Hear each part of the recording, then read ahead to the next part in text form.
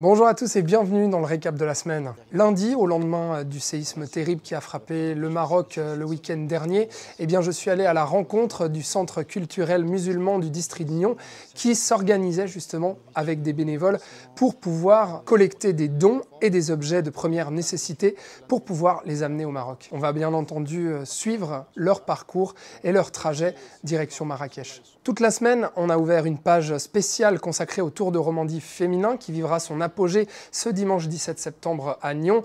Nous avons parlé du cyclisme au féminin, de la place qu'il peut avoir grâce à ce genre de manifestation, notamment ici dans notre région. Quel effet bénéfique cela pourrait-il avoir? On a donc donné la parole à différentes actrices du cyclisme féminin, athlètes, politiques et passionnées. Mardi, Andrea a accueilli un témoignage de mort imminente avant une conférence prévue à Bossobre. On a essayé de comprendre qu'est-ce que c'était de vivre comme si on était passé dans l'au-delà, un témoignage poignant ainsi qu'une analyse scientifique de la chose pour pouvoir l'expliquer. Mercredi, le municipal glandois Thierry Genoux a fait ses adieux sur notre plateau au micro de Florian Cavalleri.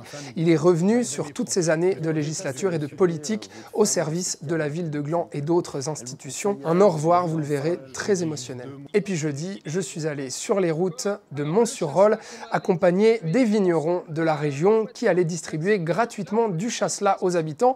Le but, faire parler d'eux juste avant les vendanges, l'occasion d'aller à la rencontre des habitants et de se faire connaître. Voilà, c'est tout pour cette semaine, j'espère qu'elle vous a plu. On se dit rendez-vous ce dimanche sur nos réseaux sociaux et notamment avec des lives Facebook en direct de Nyon, place des fêtes et place du sport au féminin pour le Tour de Romandie. Et sinon, on se retrouve la semaine prochaine pour d'autres quotidiennes.